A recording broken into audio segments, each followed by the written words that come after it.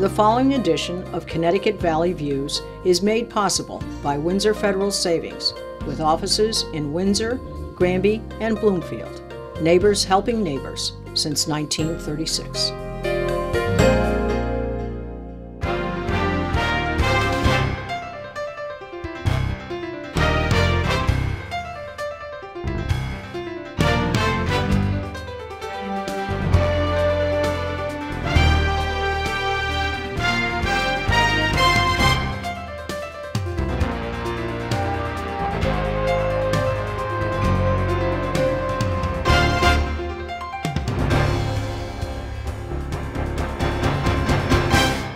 Hello, I'm Susan Regan, your host for Connecticut Valley Views, and today I am here to interview David Guttchen. He is the Director for Health and Human Services Planning for the Office of Policy and Management.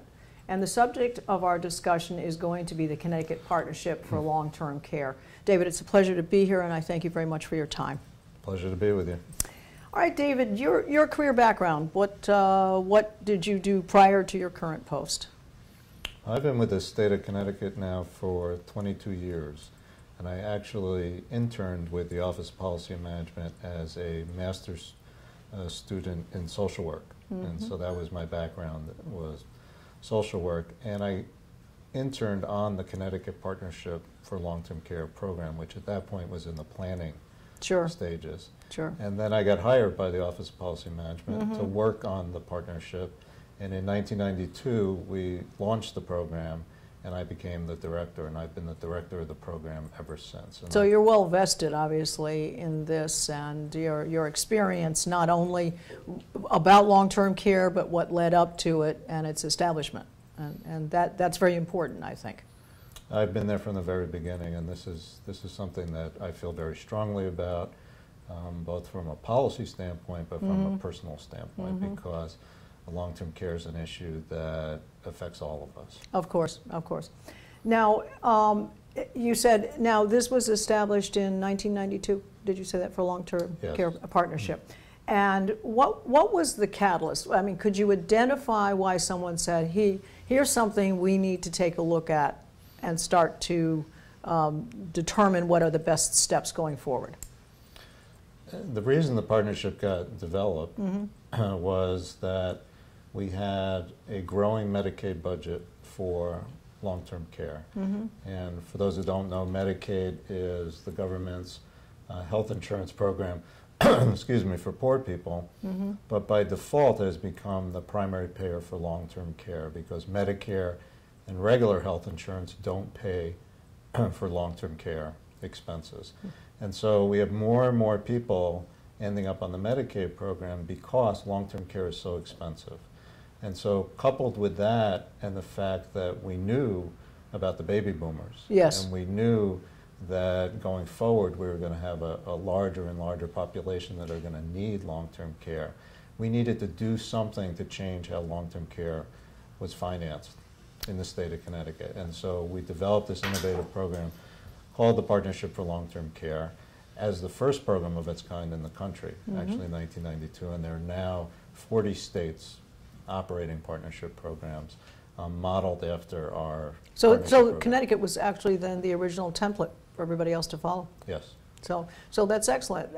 Now, with regard to long-term care, let's try and pin a definition of exactly what that means and how it's defined separately from typical health insurance.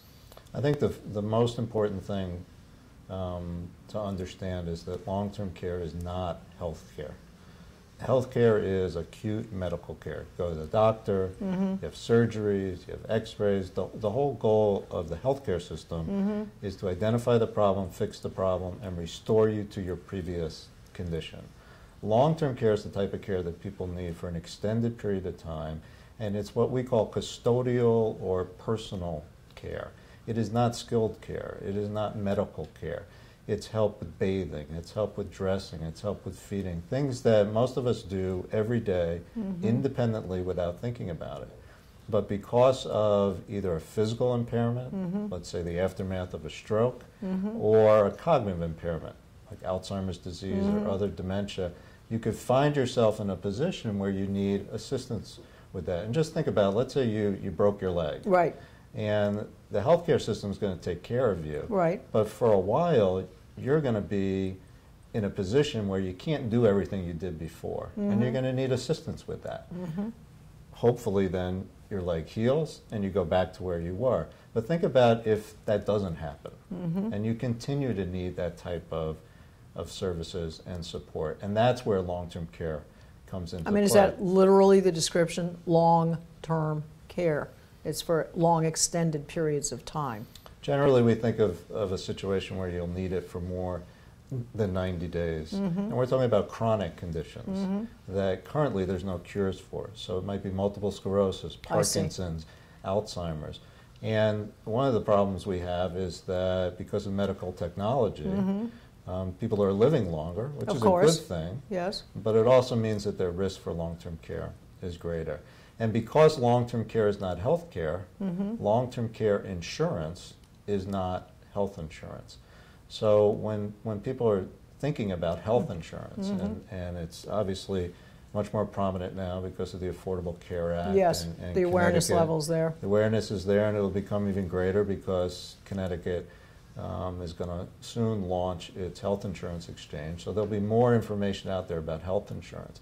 But that's health insurance. That's paying for the doctor, the surgeries, the x-rays, which is obviously extremely important, but there is no long-term care component. So, for instance, you might hear that a health insurance plan includes some benefits in a skilled nursing facility. Well, that's for rehab. So, for instance, I'm going to have a hip replacement at the end of this month. I may go to a skilled nursing facility even at age 51 for a few days for rehab, to restore me, to help heal, and then hopefully I'll be fine. But that's what health insurance will pay for. But if, God forbid, I developed Alzheimer's and I entered into a nursing home, or I needed extended care at home, and obviously I'm not going to get better, I'm only going to get worse, then health insurance doesn't pay for that. And that's why private long-term care insurance was created in the first place, to sort of fill that gap, because health insurance really is modeled after Medicare. Yes. And as most of us know, Medicare is the health insurance program for those 65 and older, and some folks who are permanently disabled. So it's a program for the elderly and the disabled. Well, let's take it one step further. If, as you said, if something were to occur to somebody and it actually, now normally speaking, perhaps the condition sort of maintains but doesn't get better, and then perhaps maybe it gets worse.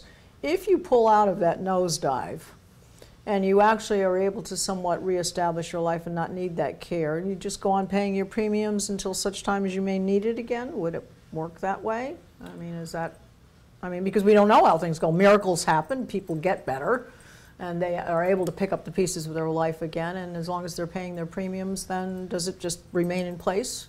Sure. The way long-term care insurance works is you have a certain amount of coverage, and you've chosen that when you buy the policy. Yes. And if you feel you need long-term care, then you file a claim with the policy. And the trigger for benefits really gets at the definition of long-term care, which is the need for assistance with at least 2 what we call activities of daily living, or ADLs. Those are things like bathing and dressing and feeding, very basic things. Or you have a documented cognitive impairment like dementia or Alzheimer's. And so if your claim is approved, just like any insurance plan, it has to be approved, then the policy will start to pay benefits. And in the state of Connecticut, we have a law that says once the policy is paid at least 90 days, you no longer have to pay any more premiums while you're receiving benefits. Oh, okay. And so you go into what we call waiver of premium. It's kind of a suspension. Right. And let's say that you have a plan that would pay out $300,000. That's what you paid for. Right. And you use $100,000 of it, but you do get better, which does happen. Right. And now you go off claim because you're not eligible anymore. Right. Well, you go back to paying your premiums. Okay. You don't have to pay for the time you were on claim. All right. And you've got the rest of your benefit pool. Benefits to use up. Right. All right. Now, another thing I think to think about is, and please correct me if I'm wrong, but do I understand correctly that long-term care is also a protection against the loss of your house or any of the funds that might have been needed if you didn't have long-term care and you needed to, out of pocket, pay for all of this assistance in the home or wherever you were staying, living, that you cannot be touched, none of your assets can be touched. Am I correct about that? Well, it's a very good question. Let me just set the stage. And that is that, as I mentioned, Medicare and health insurance don't pay for long-term care. Right. So if someone ended up needing that type of care, they're looking at paying it out of pocket if they don't have long-term care insurance. Right. Connecticut, unfortunately, is the second most expensive state to receive nursing home care. On average, it'll cost in excess of $135,000, and some folks will pay more than that. And if you think about it, if you end up needing care a year or two and you haven't planned for it, then what happens is you have to start liquidating your assets. And the reason for that is, as I mentioned earlier, the only government program that will pay for long-term care is Medicaid, but Medicaid is for poor people. Yes. In the state of Connecticut, so you if have your to income level, you have to spend all of your assets down to $1,600. So we actually have a crazy system for financing long-term care in Connecticut as well as nationwide, where people, if they don't do any planning for it, all their life savings can easily be wiped out, especially in a high-cost state like Connecticut. Paying for long-term care. And long-term care is nursing home care, it's assisted living care, it's home care, it's adult day care. It's a full continuum of care. And you can choose the way you'd like to do it. You can stay in a daycare, adult care, or you can stay at home. There are choices, obviously. And what's unique about what we call partnership for long-term care policies, because there are two types of long-term care insurance policies that individuals can choose from in Connecticut. There's traditional long-term care insurance, which means meets a minimal set of consumer protection standards. And then there's partnership policies, which go through a more rigorous review process and have to meet a special set of consumer standards that allow us to basically put our good housekeeping seal of approval on it. And those policies are also the only policies that include something called Medicaid asset protection. I think that's what you were referring to. Where if you use your partnership policy, and let's say it paid out $300,000, and now your policy is exhausted, and you still need long-term care, if you apply to our Medicaid program, they will allow you to keep up to $300,000 of your own money and still be eligible for the program. So instead of having to Despite what your income is? Let me just clarify that. Despite the Medicaid, despite your income, you still could do that if you have that kind of policy. Well, Medicaid views income and assets differently. Oh, all right. Income is anything that comes to you each month or a regular basis. Social Security or there's no principal attached. Okay. So a traditional pension where there's no principal, or Social Security. Whereas an asset is something that you have legal access to, you can make liquid, and Medicaid requires you to spend that first. So it could be a 401k, it could be stocks, bonds, and so on. So normally you'd have to spend all of that. Of course. And the only time income comes into play is if you have enough of your own income to pay for your care, then Medicaid doesn't step in. Okay. Which makes sense. Sure. But most people don't have $130,000 or $140,000 of income. That's correct. Which is very different than assets. Of course. They may have that amount in assets, but when you count up your Social Security and your pension, that's an extremely lot of money. It doesn't add up. All right, so if you use a partnership policy, then the rules are very different. So if I use that $300,000 of benefits, I have now earned the right to protect $300,000 of my own personal assets if I need to apply to Medicaid. So rather than being broke and on Medicaid, I now have some resources to do whatever I want with. But fundamentally, whether I transfer it to somebody, which I could do, or I pass it on when I die, the bottom line is it gives me some respect and dignity. Of course. Because let me lay out what the average person in a nursing home today situation is. One, it's a widow. It's generally a woman who's about 85 who has outlived her husband. And long-term care is an important issue for both sexes, but very much so for women because they get the double whammy. Yes. They take care of people, and then That's they live true. longer, and so they're on their own, and they don't have as much support. So your average resident in a Connecticut nursing home is an 85-year-old widow on the Medicaid program. Okay. So this woman has spent all of her resources. Now, the fund doesn't stop there. Medicaid also requires that any income you have goes to the nursing home first. It's kind of like Title 19. Title 19 is Medicaid. Okay. It's the Yeah, same program. Yeah. It's Title 19 of the Social Security Act. Exact same program. Mm-hmm. We allow you to keep $60 a month of income. Right. So if For I have Social Security personal necessities or that whatever. pays $2,000 or $3,000, that goes to the nursing home, Right. and Medicaid pays the difference.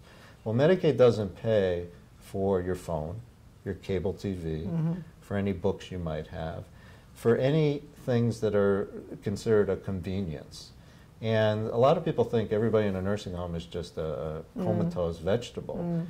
That's the farthest thing from the truth. They are just like you and I, but because of some condition, they It's an need unfortunate situation, assistance. yes. Again, it could be nursing home, it could be at home, but they need that daily assistance.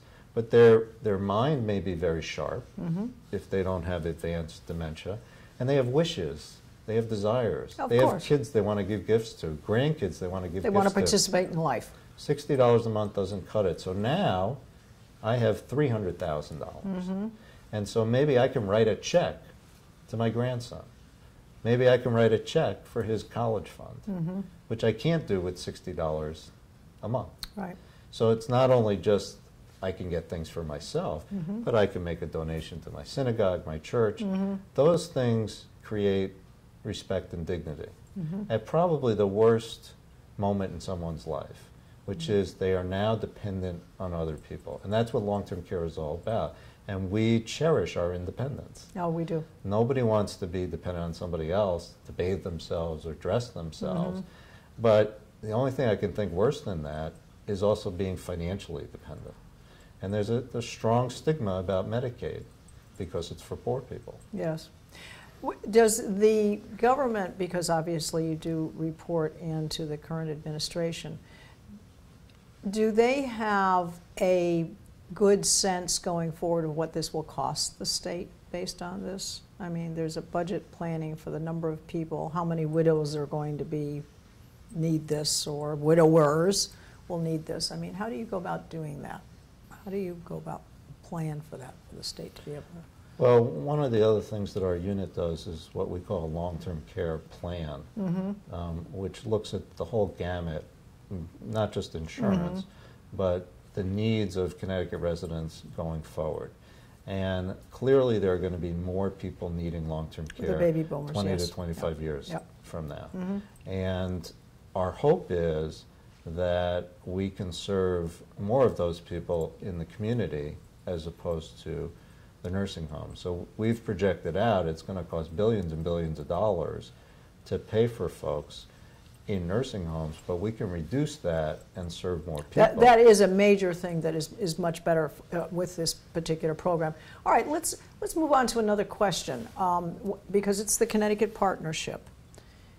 If one were, my first question would be, at what age do you think people should contemplate purchasing this? Because I believe the younger you do it, the less expensive it might be for a program, the sooner you get into it. But what age might be an appropriate age to consider it for you and your spouse or partner? Not to sound flip, but the time when you should buy it is yesterday. Okay. Because, for two major reasons. One is because the premiums are based on your age. So the older you are, the more expensive it will be. So Right. the earlier you can buy it, you will then have an annual premium going forward. Even though you might pay for more years, Sure. you will pay a lot less for that. But I think as important, or maybe even more important, is that long-term care insurance companies have the right to turn somebody down. Now, many of us know that under the Affordable Care Act, starting in January 2014, Can't turn you down, right? there's no medical underwriting for health insurance. That is not true for long-term care insurance. It's a totally separate product. Part of it, the reason for that under the Affordable Care Act is because everybody's going to have health insurance. There's no mandate that everybody has have long-term long-term care care. insurance. And so I apply for the policy, I have to reveal all my medical conditions. Of course, right. And the older I am, the longer I wait, the greater the chances that I'll have something will be discovered. Yeah. Right. I'll give you a very quick example. We had a woman come to one of our seminars, and she was very enthusiastic about the policy, but also quite distraught because she had tried to get her husband to buy the policy at age 50, and his response was, "I'm too young. Oh. That's for older folks." At 51, he had a stroke. Oh, my Lord. And he will now be uninsurable. Oh, my. Because that stroke will be revealed if he applies for a policy, and that's one of those conditions that an insurance company is not going to take that risk. And so that's why people shouldn't rush into it. They need to do their research, they need to understand it. But if this is something that people want to pursue, there is absolutely no advantage to waiting, and a lot of risk in waiting. How many, so they would contact your office to find out who in Connecticut has been, because Connecticut has to actually pre-approve whatever companies are going to offer this long-term care. Is that correct? The companies submit their filings to our office, and then ultimately the insurance department, which we partner with in the review process. And we have a comprehensive website, which is www.ctpartnership, all one word, .org. And it'll have the list of the companies that participate that you can choose from, and the 800 numbers. Now, we partner with the insurance companies, but the state doesn't sell long-term care insurance. Right. And it doesn't necessarily tell people they should buy long-term care insurance. Right. What we want people to do is to understand the issue, because I think many people feel that Medicare and health insurance are going to cover, or they don't understand what long-term care is. And when they do understand what long-term care is, they don't want to think about it. It's interesting because people will much more readily buy life insurance, because most reasonable people understand they're going to die at some point. And but there's also cash value involved. There's cash value, but it's sort of a noble thing to do. You're passing on, you're protecting your family. And other heirs. But long-term care is something that you're going to be alive for, and you're going to be dependent on other people. And it's the last thing people want to happen, and it's the last thing they want to think about. But it is a tremendous risk financially, and also emotionally and psychologically. And so our program doesn't prevent somebody from needing long-term care. Yes. But we don't prevent necessarily the emotional toll. But if at least the financial piece of it is taken care of, it can give people a sense of feeling as though that they are actually in charge of their lives, knowing that they have a plan laid out and that they can be taken care of in dignity and without relying on other people and without drawing down all of their assets. And I think those are points. Now, it's a broad subject. I feel like we're only scratching the surface, but a couple of other points I'd like to touch on quickly. One would be and again, correct me if I'm wrong, but once you're in the program, let's say you sign up, you pay your premiums for a number of years, and I know that it's a different department that determines whether you allow the insurance companies to raise the cost of premiums every year. But the question would be, is you're in it, now the cost is starting to look a little higher. Gee, can I really still afford to keep this? I believe that there is a certain, once a year, the opportunity to quote-unquote drop out if you want to, stop the program, and you have a certain amount that's kind of vested in there that can be used at a certain date when necessary. And then other than that, there is also a choice to kind of fall back to what your total amount would be, and your premium will lower so that you can actually have a lower amount in your little vested account as you were. Am I correct about those 2 points? For most of it. Okay. Long-term care insurance operates just like most insurance, which means that the rates can go up. They're not guaranteed. Your car insurance, your home insurance, your health insurance, they're not guaranteed. Generally, the only thing that might be guaranteed are some life insurance policies. And so the insurance company has the right to request a premium increase. They cannot unilaterally raise rates. They cannot single out an individual or someone just because they're getting older or sicker. They submit the request to the insurance department, which goes to a scientific actuarial review, and most times, about 70% of the time, those premium rate increases have been rejected. Sometimes they're reduced and sometimes they're approved. Sure. Because actuarially means that if they don't get the rate increase, there's not enough money coming in to pay to support the group claims. of people. The thing you said about having an opportunity once a year, that's more around health insurance. With long-term care insurance, you can drop your policy whenever you want by just not paying your premium. But if the company gets a rate increase, then you have some options. You can reduce your coverage. Right. And lower your premium or keep your premium the way it was. Right. And under the partnership, that can work to your advantage in the sense that at least you'll still have some coverage. Sure. And some potential asset protection. Well, as I said, I think we've only scratched the surface for our viewers. Hopefully we have explained some of the key points, particularly with Obamacare so prominently in everyone's minds, that this is separate from that. It's not the same thing.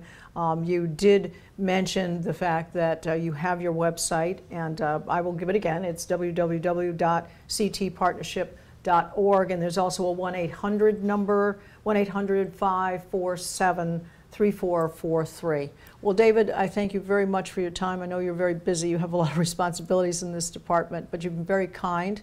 We hope that people will be in touch with you to get further information on this, and I do appreciate it. Yeah, I appreciate the opportunity. All right. Thank you.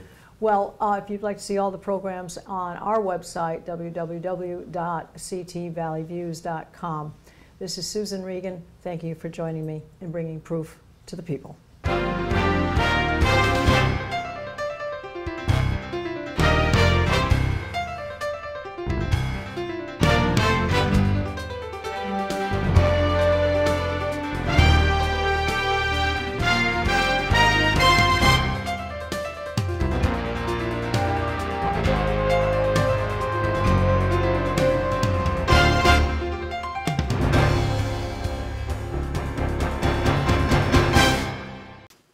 Our thanks to Windsor Federal Savings for making this program possible. Neighbors helping neighbors since 1936.